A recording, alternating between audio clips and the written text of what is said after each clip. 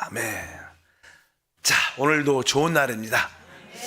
우리는 그리스도의 몸의 건축을 위해서 어떻게 열매를 맺어야 되는가, 열매를 맺는 그런 길에 대해서 말씀을 나누고 있습니다. 사실 우리 성경을 보게 되면 우리의 합당한 교회 생활, 또 열매 맺는 생활, 이러한 모든 것이 사실 성경에 기본적으로 기록이 되어 있습니다. 그런데 우리가 합당한 교회 생활과 열매 맺는 생활에 우리에게 보여주는 모습 중에 하나는 사실 사도행전이죠. 사도행전을 통해서 우리가 그것을 볼 수 있지만, 결국 이 성경도 점점점 점진적인 계시를 보여주기 때문에 마지막에 쓰여진 말씀, 늘 우리가 말하지 요한복음, 디모데, 후서, 이러한 말씀, 계시록, 이런 말씀들은 이제 성경이 마지막으로 완성될 부분들이 있습니다. 그렇기 때문에 우리가 이 사도행전의 시작을 보고, 그러나 아까 요한복음이나 디모데 후서나 계시록을 통해서 어떻게 마무리되는가를 우리가 볼 수 사실 있습니다. 그래서 우리가 이 사도의 행정을 볼 뿐만 아니라 뒷부분에 계시된 모습을 보면서 어떻게 열매 맺는 길이 이루어지는가를 우리가 알 수가 있다는 것을 깨달아야 될 것입니다. 우리가 일반적으로도 이렇게 일상생활에서 어떤 어려운 일이 생겼다, 그럼 우리는 중학생이나 고등학생한테 가서 이럴 때 이런 일이 생겼는데 어떻게 해결돼야 되죠? 이렇게 이야기하지 않죠. 우리가 우리 일상생활에서 어려운 일이 있을 때 적어도 나이가 한 50 아니면 60 이상 된 분들한테 조언을 받죠. 이런 일이 있을 때 어떻게 했으면 좋겠습니까? 마찬가지로 우리가 열매를 맺기 위해서 성경에서 어떻게 말하고 있는가, 요한복음을 통해서, 왜? 마지막에 쓰여졌기 때문에, 또 디모데 후서나 계시록을 통해서 우리가 배울 수 있다는 겁니다. 그래서 성경에서는 어떻게 우리에게 말씀하는가, 요한복음을 통해서 우리가 한번 볼 필요가 있습니다. 왜? 요한복음은 특별히 주님께서 어떻게 복음을 전하셨는가의 어떤 그런 그림이 나옵니다. 우리 요한복음에 이제 태초에 말씀이 계셨는데, 이게 하나님에 대한 계시의 말씀을 하고, 실제적으로 이제 요한복음 2장에 보면 가나의 혼인잔치에 대한 이야기가 기록되어 있습니다. 기적이죠. 놀라운 것이 물이 변하여 포도주로 된 놀라운 사건이지만, 그 뒷부분에는 이렇게 기록하고 있습니다. 요한복음 2장 23절부터 25절을 보니까, 6월절에 예수께서 예루살렘에 계시니 많은 사람이 그 행하시는 표적을 보고 그의 이름을 믿었으나, 예수는 그의 몸을 그들에게 의탁하지 아니하셨으니 이는 친히 모든 사람을 아심이요, 또 사람에 대하여 누구의 증언도 받으실 필요가 없었으니 이는 그가 친히 사람 속에 있는 것을 아셨음이니라. 요한복음 2장에 어떤 기적적인 사건도 기록되어 있고 많은 표적이 있었는데, 여기 보니까 많은 사람들이 그의 행하시는 표적을 보고, 표적은 기적이죠. 기적을 보고 그의 이름을 믿었지만, 우리 주님은 표적과 기적을 보고 따르는 그들을 이렇게 의탁하게, 그들을 이렇게 믿지 않았다는 거예요. 그들에게 무엇인가를 행하지 않았다는 거예요. 많은 사람들은 이렇게 기적적인 것을 보고 하나님을 믿으려는 생각이 되게 많습니다. 일반적인 어떤 종교도 그렇고, 특별히 우리 기독교 계통에서도 항상 어떤 부흥을 꿈꿀 때 항상 기적적인, 표적적인 그런 인식이 되게 강합니다. 좀 어떻게 보면 냉정하게 말하면 조금 이렇게 미신적인 기적을 기대해요. 이러한 큰 기적이 일어나서 큰 교회의 부흥이, 사실 각 교회마다, 우리 교회도 마찬가지로 우리 교회도 어떤 부흥을 기대하고 있지만, 많은 사람들은 어떤 기적과 표적을 강조하고 그것을 기대합니다. 진짜 교회 역사에 보면 그런 일들은 생각보다 그렇게 많지 않았습니다. 교회가 부흥되고 회복되는 가정 가운데서 특별히 어떤 기적을 통해서 나타난 경우도 있지만, 그러나 대부분 그렇지 않았다. 이것을 알아야 된다. 우리 주님은 이 많은 사람들이 표적과 기적을 보고 주님을 따르려고 했지만 주님을 그들에게 그분의 몸을 의탁하지 않았다고 말씀합니다. 그리고 나서 이제 주님은 그 3장에 2장은 이렇게 3장에 이제 주님께서는 이렇게 말씀합니다. 한 사람을 또 주님을 추구하는 한 사람에게 많은 시간을 씁니다. 그래서 우리 니고데모라고 말하죠. 한번 읽어보니까 3장 1절부터 보니까 그런데 바리새인 중에 니고데모라는 사람이 있으니 유대인의 지도자라. 그가 밤에 예수께 와서 이르되 랍비여 우리가 당신은 하나님께로부터 오신 선생인 줄 아나이다. 하나님이 함께 하시지 아니하시면 당신이 행하시는 이 표적을 아무도 할 수 없음이니이다. 예수께서 대답하여 이르시되 진실로 진실로 내게 이르노니 사람이 거듭나지 아니하면 하나님의 나라를 볼 수 없느니라. 나름대로 주님을 추구하고 악마하는 그런 사람들이 사실 영적으로도 많이 있습니다. 그런데 하나님을 알지 못 누군지 모르니까. 그래서 일단은 주님을 보고 많은 또 표적을 보고 주님께 나왔습니다. 그럴 때 주님은 그에게 무엇을 어떤 기적이나 표적을 말하지 않고 사람이 거듭나야 하나님 나라에 들어갈 수 있고 하나님을 볼 수 있다고 말씀을 합니다. 이것은 바로 우리가 다른 사람들의 복음을 증거하기를 원한다면 어떤 많은 사람들에게 어떤 기적과 표적을 이야기하는 것보다 그 한 사람에게 생명에 대한 말을 해야 된다는 거예요. 우리는 거듭나야 된다. 진짜 우리가 하나님 나라에 들어가려면 하나님의 생명을 얻어야 된다. 이라 주님은 바로 이 니고데모에게 그 하나님의 생명에 대한 말씀으로 돌이키게 했습니다. 그 한 사람을 위해서 그 밤에 많은 시간을 썼죠. 이것이 사실 우리가 사람을 얻기 위해서는 하나님이 우리에게 보내주신 그 한 사람에게 우리의 영향을 다 쏟아야 된다는 거예요. 한 사람들이 한 번에 오고 그런 걸 기대하지 말고 하나님이 나에게 보내준 사람이 있다면 그 사람에게 우리를 관심 갖고 돌보는 그런 마음이 있어야 이것이 사실 정상적인 복음 전파의 생활인 줄 믿습니다. 그리고 나서 이제 3장에는 이렇게 주님은 복음을 전하셨고 또 4장에 나오죠. 거기에 아주 타락한 한 여자, 사마리아 여자가 나오고 주님은 사실 그 여자는 성경의 원칙에 보면 하나님이 이미 택한 여자였어요.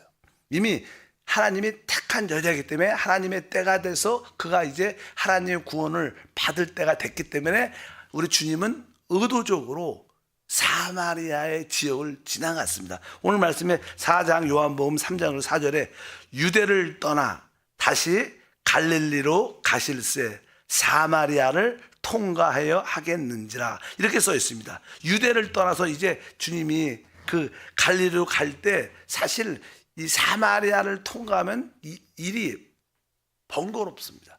그렇게 안 가고 직접 갈 수도 있어요. 그런데 주님은 여기 보니까 사마리아를 통과하여야 하겠다는 것은 바로 왜 주님이 일부러 갔다는 거예요. 그 길을. 왜? 거기에 하나님이 택한 한 여자가 있은 거예요. 그 여자에게 뭘 전하기 위해서? 복음을 전하기 위해서. 하나님의 구원을 주기 위해서 우리 주님은 저 번거롭더라도 길을 돌아서 그 사마리아를 통과하고 또 그 여자를 우물가에서 그분이 기다리셨어요. 그 여자가 물을 들어오자 나에게 물 좀 달라 이렇게 말을 시작합니다. 주님은 특별한 어떤 기적을 행함으로 말미암아 그 여자를 구원한 게 아닙니다. 일상적인 자연스러운 그런 생활 속에서 주님은 물을 달라 이렇게 말하죠. 내가 보니까 당신은 유대인인데 왜 나한테 말을 거느냐 이렇게 말을 하니까 주님은 그 여자에게 이제 사람에게는 이 특별히 죄인들에게는 내적인 어떤 목마름이 있죠. 사람들이 내적인 어떤 큰 갈증들이 있기 때문에 그 갈증을 채우기 위해서 그 정욕이나 어떤 그런 것을 채우기 위해서 그것을 얻기 위해서 죄를 짓죠 사실. 그러니까 그냥 그 내적인 그런 목마름에 대한 그런 이야기를 하죠. 그래서 주님께서 그 여자에게 이렇게 말씀을 합니다. 4장 11절에 예수께서 대답해 이르시되 내가 만일 하나님의 선물과 또 내게 물 좀 달라는 네가 누구인지 알았더라면 내가 그에게 구하였을 것이요 그가 생수를 내게 주었으리라. 이렇게 다시 한번 이 주님께서 하나님의 선물이 무엇이고 바로 내가 너에게 물을 달라 하지만 진정한 진짜 생수를 줄 수 있는 자임을 다시 한번 보여주면서 바로 그 사람들의 그 내적인 어떤 목마름에 대한 그 갈증이 다 있는 것을 보여주고 또 그 생수를 얻어야 된다는 그런 이야기를 주님이 하십니다. 그래서 이 여자가 그 예수님의 자연스러운 그 말씀에 마음이 열려서 그 생수 나한테 달라. 그러니까 주님은 지혜롭게 말씀하죠. 그 여자에게 네 남편을 데리고 오라. 사실 우리가 주님이 주시는 생수를 얻으려면 우리는 양심의 어떤 거리낌에 내가 죄인인 것을 깨달아요. 근데 사람들한테 네가 죄인이야, 넌 죄를 졌어, 이렇게 말하면 다 사람들은 마음을 닫죠. 어떤 누구도 설사 죄인들조차도 큰 죄를 졌다도 너 당신 죄를 졌어 이렇게 말하면 시인 안 하고 기분 나빠서 말 안 합니다. 그래서 그런 말은 조심해야 됩니다. 주님도 죄란 말을 꺼내지 그냥 네 남편을 데리고 와라. 그럴 때 이 여자는 자기의 과거를 돌아보면 항상 그렇게 남편도 5이나 있었고 또 지금 누구하고 다른 남편이 아닌지하고도 살고 있는 그러한 좋지 않은 그런 모습의 여자인 것을 사람들은 자기의 과거를 이렇게 돌아보게 하면 그렇게 과거가 합당치 않던 모습이 많죠. 그래서 이 여자가 이제 주님께서 네 남편을 데리고 와라. 그러니까 이 여자가 딱 순간적으로 이 사람은 나에 대해서 모를 거야. 그래서 난 남편이 없다. 이렇게 말을 합니다. 그러니까 주님은 책망하지 않습니다. 그래서 주님은 다시 한번 그래 내가 전에 남편이 5번이나 결혼했고 지금도 누구하고 살고 있는데 뭐 결혼을 안 했으니까 그냥 남편이 아니죠. 살고 있지만 남편 아니니까 남편이 없는 것이 말이 맞다. 이렇게 부분적으로 아주 인정도 해주고 부분적으로 그 여자 말이 100% 틀린 건 아니죠. 그러나 그렇게 말을 합니다. 그러니까 그 여자가 자기 어떤 부끄러움도 느끼지만 화제를 뭐 사람들은 자기의 연약함과 죄에 대해서 말하고 싶지 않아요. 그래서 그냥 화제를 돌리죠. 우리는 이 산에서 예배하는데 유대인들은 예루살렘에서 예배해야 된다고 이렇게 영적인 종교적인 하나님에 대한 문제로 이렇게 방향을 틉니다. 그러니까 우리 주님께서 진짜 거기에 대해서 여기서 그냥 주님께서 말씀하는데 우리가 잘 알죠. 하나님은 영이시다. 그 놀라운 말씀을 주님이 하시죠. 4장 21절부터 보니까 예수께서 이르시되 여자여 내 말을 믿으라. 이 산에서도 말고 예루살렘에서도 말고 너희가 아버지께 예배할 때가 이르리라. 너희는 알지 못하는 것을 예배하고 우리는 아는 것을 예배하노니 이는 구원이 유대인에게서 남이라. 아버지께서 참되게 예배하는 자들은 영과 진리로 예배할 때가 오나니 곧 이때라. 아버지께서 자기에게 이렇게 예배하는 자들을 찾으시니라. 그러면서 하나님은 영이시니 예배하는 자가 영과 진리로 예배하라. 그러니까 우리가 하나님을 참으로 만난다는 뜻은 우리의 깊은 과거의 그 죄인 것을 우리가 자백해야 된다는 거예요. 자백을 우리 인식을 넘어서 이제 우리가 영을 사용해야 영이신 하나님을 진짜 만난다는 거예요. 그러니까 오늘도 막 그렇게 말씀하죠. 바로 하나님은 참되게 예배한 자를 찾으신다. 그래요. 영과 진리로 예배할 때가 온다. 그러니까 우리가 진짜 하나님을 만나려면 우리는 우리가 죄인임을 우리 깊은 곳에서 자백해야 돼요. 마음을 열고 우리 죄를 자백하고 바로 영이신 예수님을 우리가 영을 사용해서 받아들이면 우리는 실제로 우리에게 참된 만족이 되시는 생수이신 우리 주님이 우리 안에 오심으로 말미암아 참된 구원을 받게 될 줄 믿습니다. 우리는 이 이야기를 통해서 니고데모와 사마리아 그 여자에게 복음을 전하는 예수의 모습을 볼 수 있습니다. 그러니까 우리는 어떤 기적적인 방법으로 어떤 복음을 전할 생각을 갖지 말고 지금 만나는 사람, 하나님이 우리에게 보내주는 그 한 사람에게 많은 시간을 써야 된다는 거예요. 주님도 사실 이 니고데모에게 그 밤 오랫동안 그 밤의 시간을 할애해서 이 그에게 생명으로 거듭나야 된다.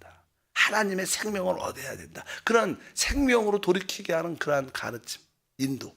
또 이 여자는 우리에게 진정한 목마름이 다 있는데 그 진정한 생수를 마셔야 진정한 우리의 모든 갈증이 사라진다는 그런 생수에 대한 생수야 지금 우리가 그 성령에 대한 말씀이겠죠. 어쩌든지 니고데모와 이 사마리아 여자에게 복음을 전하는 예수님의 그 모습을 통해서 우리의 복음 전파의 본을 받아야 될 줄 믿습니다.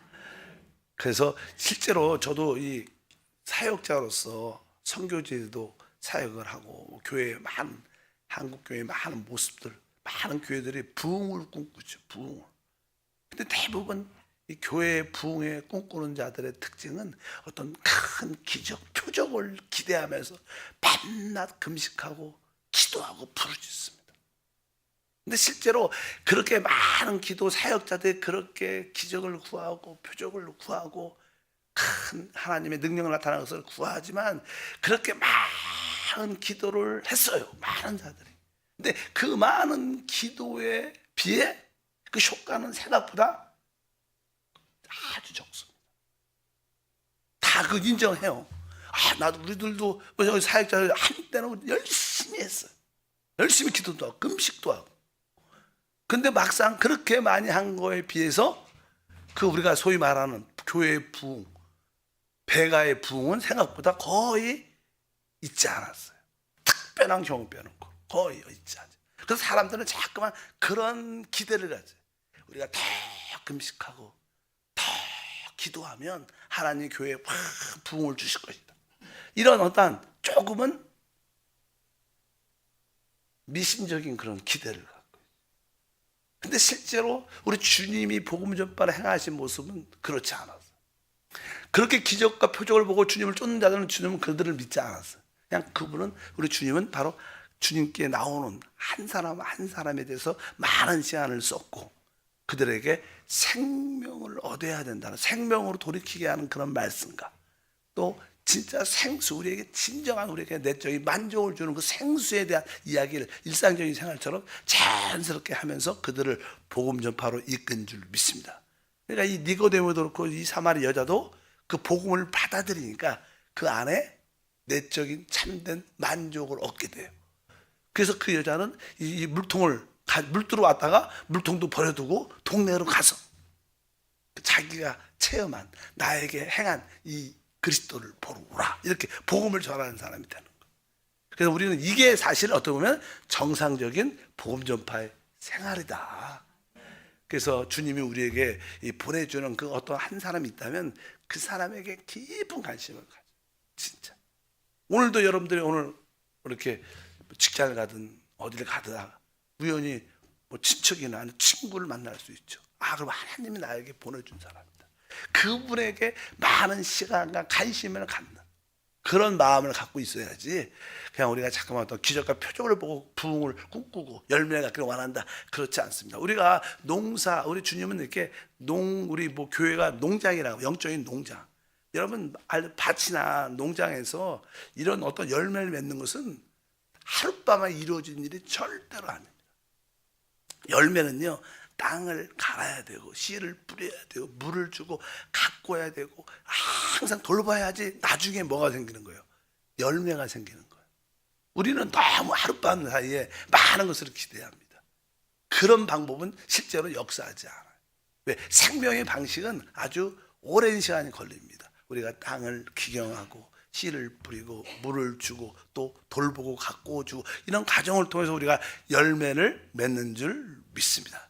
그래서 우리가 진짜 열매를 맺으려면 결국 요한복음 맨 끝에는 하나님이 우리에게 보내주는 그 한 사람을 위해서 바로 우리가 양을 먹이고 양을 치는 그를 진짜 돌보는 이것이 진짜 열매 맺는 길이다. 그래서 여러분들이 1년에 한 명 정도를 이런 사람을 얻으면 여러분들은 최고의 열매를 가진 겁니다. 내가 1년에 12명, 100명, 50명을 데리고 와서 이런 기대를 하지 말라는 거예요. 여러분들이 주어진 그 한 사람에 대해서 깊은 관심과 돌봄. 우리가 늘 그런 이야기를 많이 합니다. 엄마가 아이를 딱 낳으면요, 그 아이에게 모든 것을 올인합니다. 그리고 하루에도 아이가 어릴 때는 젖을 이유식을 하루에도 한 6번, 10번 주는 거예요. 10번 너무 많은 거. 제가 보니까 6번은 주는 거 이상. 그냥 순간순간 때가 되면 계속 또 먹이고 또 먹입니다. 끊임없이 뭐 엄마 하는 일은 그냥 아이를 뭐요 계속 뭐. 그러니까 여러분들이 어떤 한 사람을 이렇게 하나님이 만나게 하시고 그분의 마음이 열리고 구원 받았으면 여러분은 그에게 하나님의 말씀을 계속 만나서 먹여야 되는 거예요. 그게 돌보는 거예요. 그 일을 여러분들이 1년 정도는 해야 된다는 거예요. 그럼 진짜 여러분들은 열매를 가져요. 하나님은 그 열매를 통해서 영광을 받으시고 우리는 그 열매를 갖도록 준비하면서 우리가 훈련되고 우리는 주님의 제자로 변하게 될 줄 믿습니다. 이것이 보통 합당한 성경에서 우리에게 보여주는 하나의 복음 전파의 길이다. 우리 개인적으로 특별히 은사인 사람을 우리는 다 대부분 그런 큰 은사가 있지 않죠. 우리는 다 한 달란트를 가졌기 때문에 우리의 생활은 이게 정상적이다. 이러한 마음을 갖고 주님을 섬겨야 될 줄 믿습니다. 그래서 우리는 때를 얻든지 때를 못 얻든지 항상 혹시 하나님 나를 이런 사람을 보내줬는가 그렇게 우리가 깨어있는 믿음의 사람이 돼야 됩니다. 디모데후서 4장 2절에 이렇게 말합니다. 너는 말씀을 전파하라. 때를 얻든지 못 얻든지 항상 심쓰라.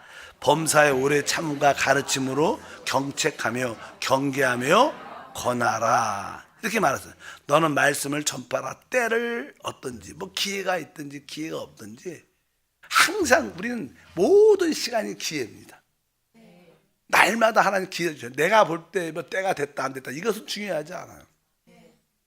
모든 시간, 그러니까 여러분들 모든 시간에 하루를 살면서 혹시 어떤 사람을 만나면 하나님이 이분을 나에게 보내주셨다. 이런 생각을 가져야 된다는 거예요. 딱 볼 때 이 사람은 아니야. 오늘 시간이 맞지 않아. 환경도 맞지 않아. 복음 전할 수가 있지 않아. 이런 생각, 때를 어떤지 때를 못하지 그런 생각하지 마라. 장소가 맞다 안 맞다.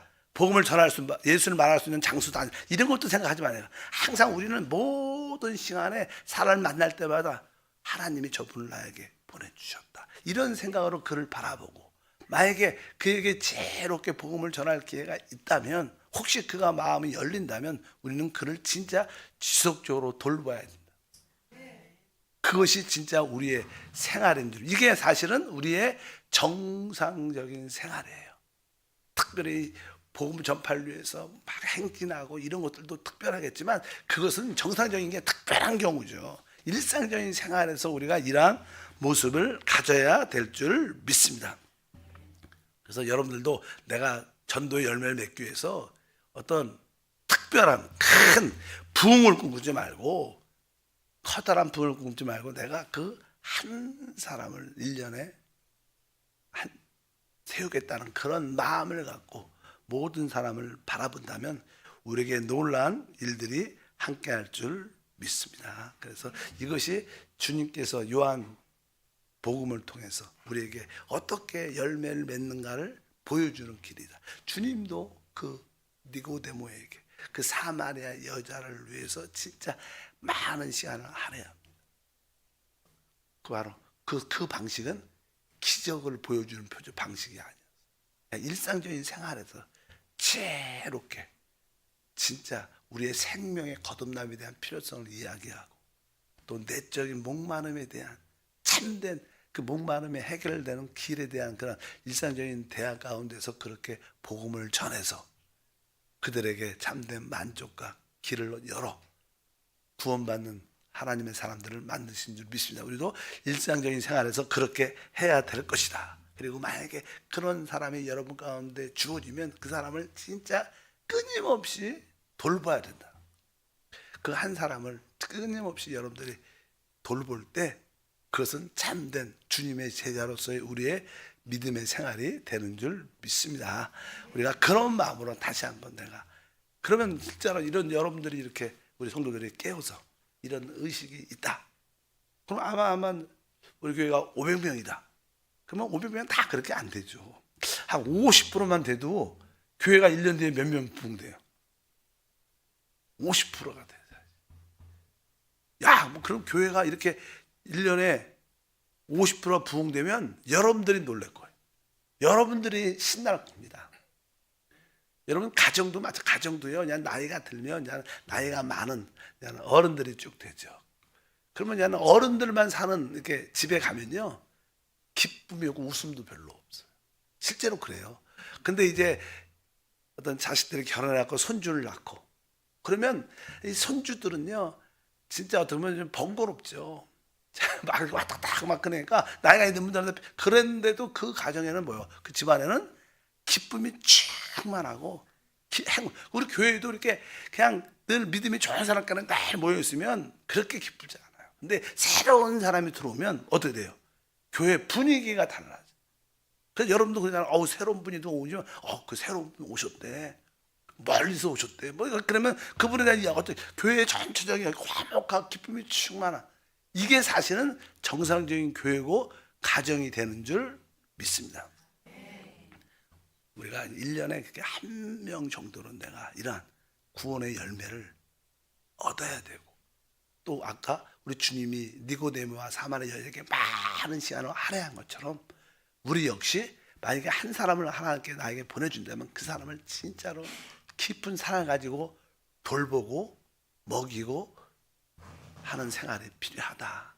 이것이 정상적인 생활이다. 이렇게 정상적인 생활을 통해서 복음을 전파하는 여러분들 되시길 바랍니다. 하나님 감사합니다. 다시 한번 주님께서는 우리에게 어떻게 복음을 전파하는 그림을 보여주십니다. 많은 자들이 주님의 기적과 표적을 보고 따르지만 주님은 그들을 믿지 않고 의탁하지 않고 진짜 주님 자신이 그 한 사람에게 관심 갖고 그 한 사람을 얻기 위해서 그들을 하늘나라에 들어가는 거듭남의 생명에 대한 이야기를 하고 또 진정한 목마름을 해결하는 길에 대한 답을 주면서 그 사람들을 얻어 그들을 돌보십니다. 우리에게도 주변에 니고데모 같은 사마리아 여자 같은 사람을 보내주시고 그들에게 많은 시간을 할애하고 그들을 구원과 우리 믿음의 일꾼으로 만드는 열매를 갖도록 도와 주시옵소서. 주 예수 이름으로 기도합나이다. 아멘. 하늘에 계신 우리 아버지여 이름이 거룩히 여김을 받으시오며 나라가 임하시오며 뜻이 하늘에서 이루어진 것 같이 땅에서도 이루어지리다. 오늘 우리에게 일용할 양식을 주시옵고 우리가 우리에게 죄 지은 자를 사하여 준 것 같이 우리의 죄를 사하여 주시옵고 우리를 시험에 들게 하지 마시옵고 다만 악에서 구하시옵소서. 나라와 권세와 영광이 아버지께 영원히 싸움나이다. 아멘. 기도합니다.